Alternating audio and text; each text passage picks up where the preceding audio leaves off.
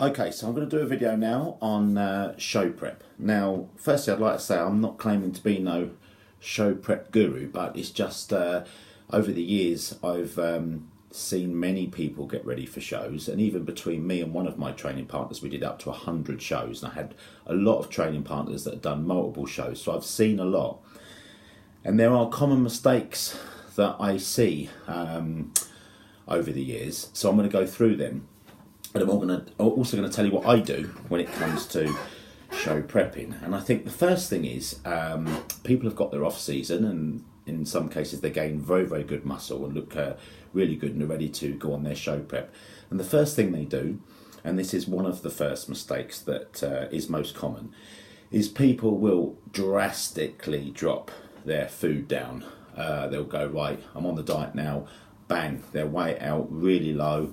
They'll get up on the Monday morning, start their cardio, put fat burners in, use everything they can to help to obviously lose weight. Which, in all honesty, is something that I did at the beginning. You know, I was bang on it. I thought, right, here we go. Going to start the show prep. Bang, out doing cardio, taking fat burners, reducing my food, weighing it out. Yes, of course I lost weight, but the problem with it was after a period of time, you know, the body, when I stopped losing weight, I really had nothing left to do because I couldn't take any more fat burners because I'd sort of got used to them and built up a tolerance to them. So I was on tons of fat burners. I was doing loads of cardio. I was on very little food and I was still holding body fat. So I had a bit of a problem. So I started realising that I needed to do this down in stages, and there's no need to do that from day one. So when I started the diet, the first rule is just switch to clean foods. Just switch to the clean foods and eat as much as you want. Don't even weigh it out. By doing that, you can lose weight anyway because you're going to be in a calorie deficit because you've been used to eating loads of crap, basically. And then you're going to be running on clean foods only. Now, you're going to find your body is now going to get used to it. You're going to be craving because obviously you've cut the sugars out. So we first of all need to get used to that. So I'm now on clean foods. If I'm hungry, I eat. I just eat clean. I just don't eat any crap. So I take all the protein bars out, the little bits and pieces that are eating, all the naughty stuff, and I just eat me set clean meals, i.e. chicken and rice and fish and oats and all the things that we eat when we're dieting. Okay, so we're going to lose weight, and it's going to come to a bit of it's going to slow down where we're going to get to a point where we're not losing weight anymore. That's the point then that I get the scales out and I weigh. I had a bit of a shock this year actually because it's been a long time since I've done it. So I was weighing out my oats and I put 50 grams of oats in there. I thought, bloody hell, there's barely any. But I have 50 grams of oats because it for me, I go in 30s. I do 30 grams of carbs per time. I would rather do that. You know, for me, I can eat. I'd eat more regularly and just stick with 30 grams of carbs at a time. So for me, I'd have 50 grams of oats equaling 30 grams of carbs. I'd mix that with my whey protein, and that's sort of pretty much how I start the day, and that's what I have for breakfast. So, okay, so now I'm weighing everything, so I'm getting about 30 grams of carbs, 30 to 40 grams of protein.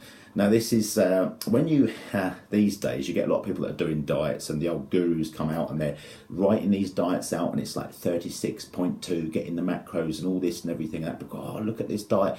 Look, you're not trying to make this difficult. You've got to try and make it easy, okay? You don't need to be doing this. It's like, you know, people these days are making something simple and making it difficult. What we want to do is make something that's difficult and try and simplify it.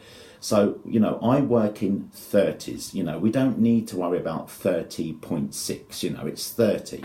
So we have 50 grams of oat is 30. We have like 100 grams of cooked rice, Uncle Ben's 30. We're 150 gram jacket potato cooked 30, and we work in 30. So as an example, if we had 6 meals a day, that'd be 180 grams of carbs. It's simple.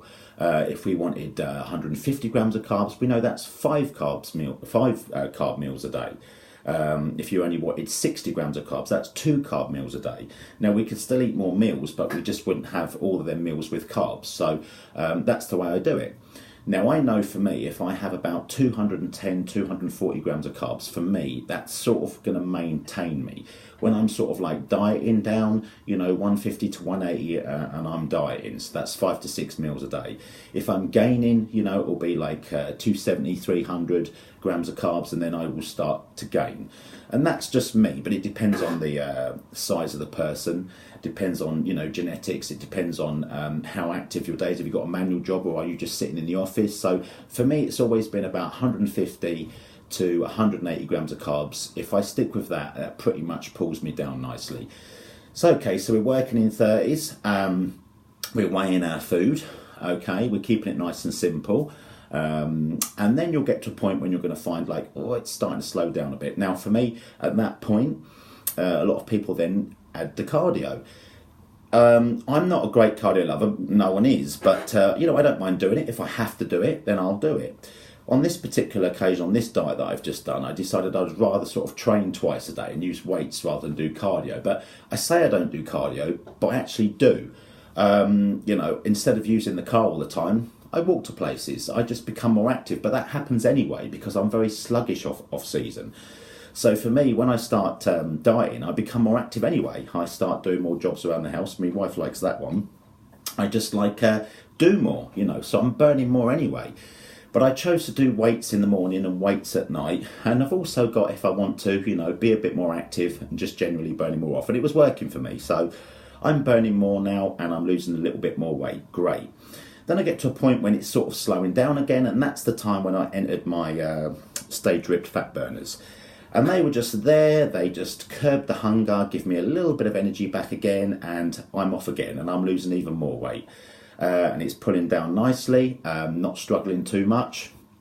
Because on this occasion I wasn't actually had a date for a show, I was able on occasions to put the odd cheat meal in. I actually did it in stages because I started off about 120 kilos and I knew that going on stage, roughly just under 100, that I had 20 kilos to lose. So I sort of did it in 5 kilo stages. So I pulled it down to 115, had a cheat meal, pulled it down to 110, went on holiday, had a few meals, pulled it down to 105. So it's very easy and there was no pressure because obviously I wasn't even really doing it for a show. So it wasn't like I had an actual date that I needed to get ready for, which was nice because sometimes that can put pressure on you, So, okay, so now I'm dieting down. I'm on my fat burners.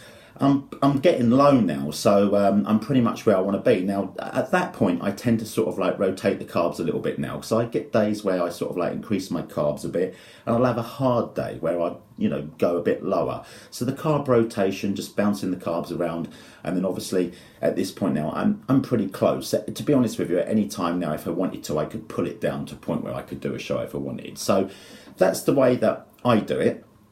And, you're going to get sticky points on the way down. But what you do is, you have these things in reserve that you can use as and when you need them to help you to continue to lose weight.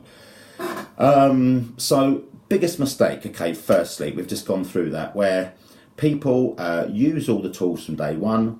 They diet down too drastically from the beginning.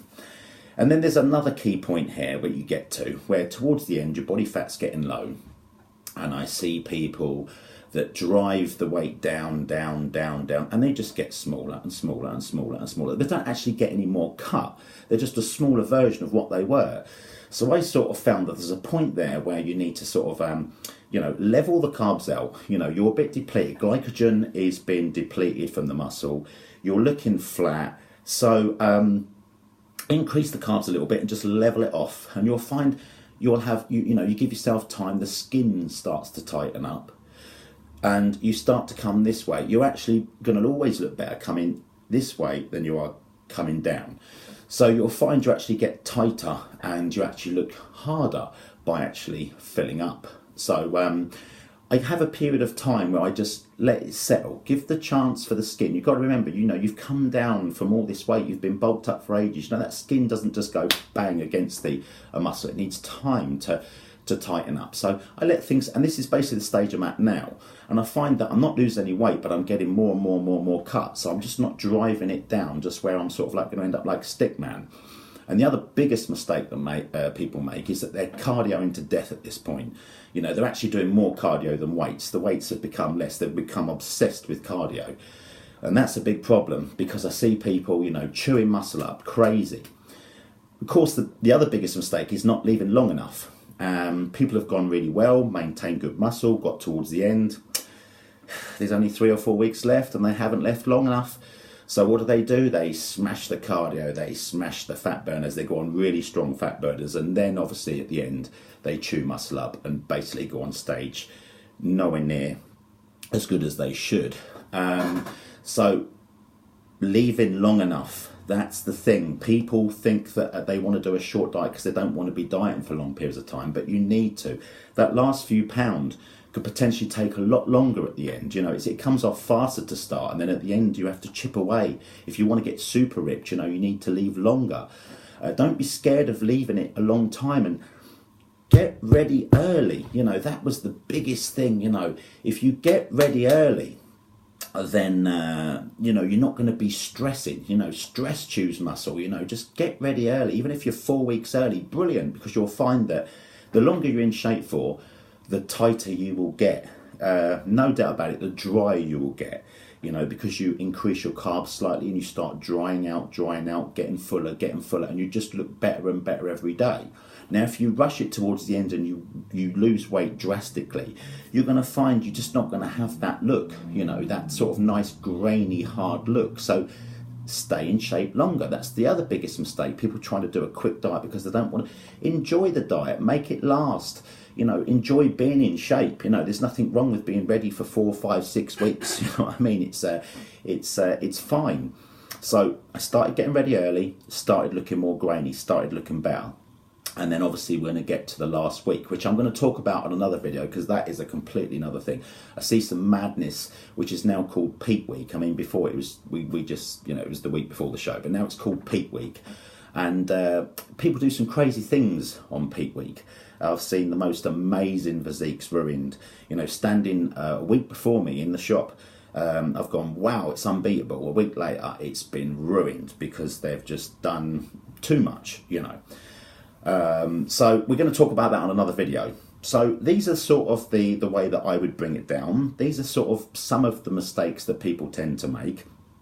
If you're not natural and you're using gear, then obviously that's another thing that needs to be addressed, because a lot of people switch over to certain gears when they don't really need to. They're looking fine as they are, and people tend to make all these changes at the end. And what I'm saying is, if something's got you looking a certain way, why change it? If it, that's the thing. When it gets to the last week, people are standing in front of me and they look absolutely amazing, and then they just change everything, and then the day of the show is probably the worst they've looked in the whole diet. So we'll come across that and we'll start addressing that as well. But yeah, just a few key times throughout the diet there that you've got to be very careful of. That's sort of the way that I would pull it down. So let's just go through it again. Firstly, the beginning of the diet, be very, very careful not to drastically drop it too quick. The second thing is make sure you leave plenty of time. At the end, just don't keep driving that weight down and cardio it to death. Certain things like this that if you do, you'll find you'll look a lot better and things will be a lot easier. So on the next video, I think I'll talk about this peak week, because that's a big thing. And there's a lot of mistakes that can be made in that last week. So we'll talk about that. But hopefully this video will just help a little bit. Good luck with it, and I'll see you soon.